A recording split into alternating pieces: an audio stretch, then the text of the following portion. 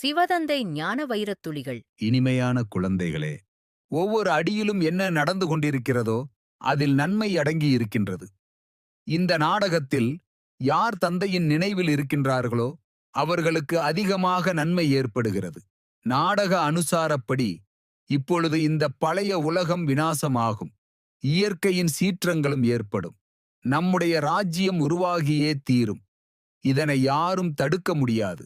மனநிலையில் ஏற்றம் இரக்கம் ஏற்பட்டாலும், சில நேரம் உற்சாகமாகவும் சில நேரம் சோர்வு ஏற்பட்டாலும் கூட எந்தவிதமான குழப்பமும் அடையக்கூடாது.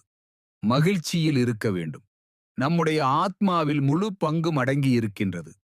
தேக அபிமானத்தின் காரணமாக குழந்தைகள் மீது பற்றுதலும் இருக்கின்றது. நிறைய விகாரங்களும் இருக்கின்றது. பாரதம் விகாரங்கள் என்ற பெயர் கூட இல்லாமல் எவ்வளவு உயர்வாக இருந்தது. யார் தந்தையை மிகவும் நல்ல முறையில் நினைவு செய்கின்றார்களோ அவர்கள் தனக்குத்தான் நன்மை செய்கின்றனர். இதுதான் கல்யாணக்காரி புருஷோத்தமமாக ஆவதற்கான யுகமாகும். யார் என்ன செய்தாலும் உங்களுடைய ராஜ்யம் நிச்சயமாக உருவாகியே தீரும். ஞானத்தை ஒரே ஒரு ஞானக்கடல் மட்டுமே கூற முடியும். இதன் மூலம் சக்கதி ஏற்பட்டுவிடும். ஒரு தந்தையைத் தவிர வேறு யாராலும் சக்கதி கொடுக்க முடியாது. உங்களுக்கு கொடுக்கக்கூடிய இந்த ஞானம் சாஸ்திரமாக உருவாகாது. அதாவது இந்த ஞானம் பரம்பரையாக வர முடியாது. நீங்கள் எழுதும் இந்த ஞானமும் பிறகு முடிந்து போய்விடும். இவை அனைத்தும் இயற்கையாகவே எரிந்துவிடும். நம்முடைய வேலை தந்தையிடமிருந்து பிராப்தியை பெறுவதாகும். யார் படிப்பில் தோல்வி அடைந்தார்களோ அவர்களுக்கு சந்திர வம்சி என்ற பட்டம் கொடுக்கப்படுகின்றது. யார் காம விகாரத்தின் மீது வெற்றி பெறுகின்றார்களோ அவர்களே உலகத்தின் மீதும் வெற்றி பெறுவார்கள். நான் குழந்தைகளுக்கு மட்டுமே கற்பிக்கின்றேன். புதியவர்களை இங்கு அமர்த்த முடியாது. நீங்கள் சைத்தன்யமாக இருக்கின்றீர்கள். பாரதத்தை சொர்க்கமாக ஆக்குகின்றீர்கள். சொர்க்கம் என்பது இங்குதான் உருவாகின்றது. மூலவதனம் சூட்சுமவதனம் எங்கு இருக்கின்றது என்பதும் குழந்தைகள் உங்களுக்கு தெரியும். தந்தையின் நினைவு மூலமாக அனைத்து கஷ்டங்களும் நீங்கிவிடும். பாபா நம்முடைய தந்தையாகவும் நமக்கு படிப்பு தருபவராகவும் மேலும் நம்மை தன்னோடு அழைத்துச் செல்பவராகவும் இருக்கின்றார். இதுவரை என்ன படித்தீர்களோ அதனை புத்தி மூலம் மறந்துவிடுங்கள். நான் சொல்வதை மட்டும் படியுங்கள். மிகவும் நன்றாக சிந்தனை செய்து மற்றவர்களை விழிப்படைய வைப்பதற்கான யுக்திகளை உருவாக்க வேண்டும் என தந்தை கூறுகின்றார். நாடகத்தின் பதிவின்படி விழிப்படைவார்கள். நல்லது. சிவதந்தை தந்த வரதான நினைவின் பிராப்தி. Manifestation of this day. Om Shanti. நான் ஒரு ஆத்மா. நான் என் பரமபிதா பரமாத்மா சிவபாபாவின் பிள்ளை. எனது வாழ்வின் நோக்கம் பாபாவின் திசையின்படி முழுமையான தேவதையாகவும் தேவதூதராகவும் ஆகுவது. இந்த சங்கம யுகத்தில் சேவை என் சுவாசம் போல. சேவை என்னை ஒன்றிணைந்த நினைவின் மனநிலைக்கு கொண்டு செல்கிறது.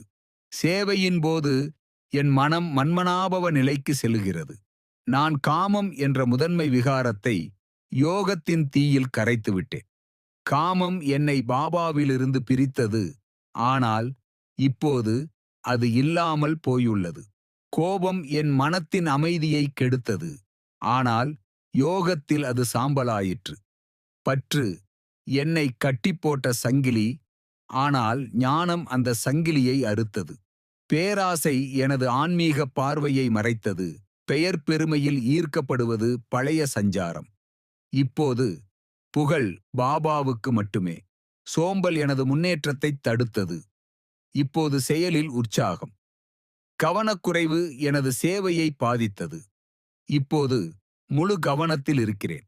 நான் பொறுப்புணர்வோடு செயல்படுகிறேன். வெறுப்பு தவிர்ப்பு பழைய சாயல். இப்போது அன்பும் ஏற்றுக்கொள்ளுதலும். பயனற்ற விஷயங்களில் ஆர்வம் குறைந்துவிட்டது. பிறரை அவமதிப்பது எனது இயல்பு இல்லை.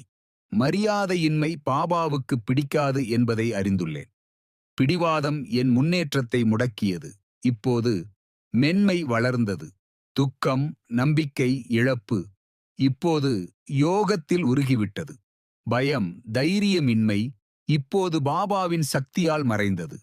விரக்தி கொடுப்பதும் ஏற்பதும் பழைய வழி. இப்போது ஊக்கம் தருகிறேன். பேராசை என்னை பிடிக்காது. தர்மத்தில் திருப்தி. நம்பிக்கை இழப்பும் சோம்பலும் இப்போது உழைப்பும் நம்பிக்கையும். நான் பெயரற்ற சேவையாளர். என்னுள் சுயநலம் இல்லை. நான் பாபாவின் கருவி. நான் ஆன்மீக சேவையின் தூதன். பாபாவின் கண்ணோட்டத்தில் நான் மணி. நான் எப்போதும் மன்மனாபவ நிலை போல இருப்பேன். என் சேவை உலகளாவியதாகும். என் மனம் பாபாவுடன் லயித்துள்ளது. என் இதயம் பாபாவுடன் இணைந்துள்ளது.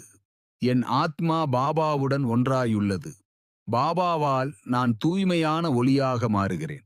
பாபாவின் சக்தியால் நான் உலகுக்கு ஒளி தருகிறேன். என் சேவை எல்லோருக்கும் அமைதி தருகிறது.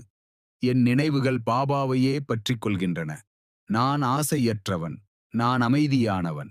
நான் ஆனந்தமயமானவன். நான் வலிமையானவன். நான் பாபாவின் உண்மையான சேவையாளர். நான் பாபாவின் உண்மையான குழந்தை. நல்லது. மன்மனாபவ.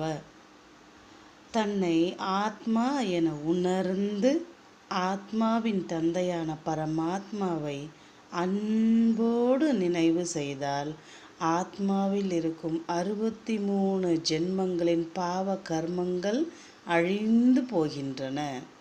ஓம் சாந்தி.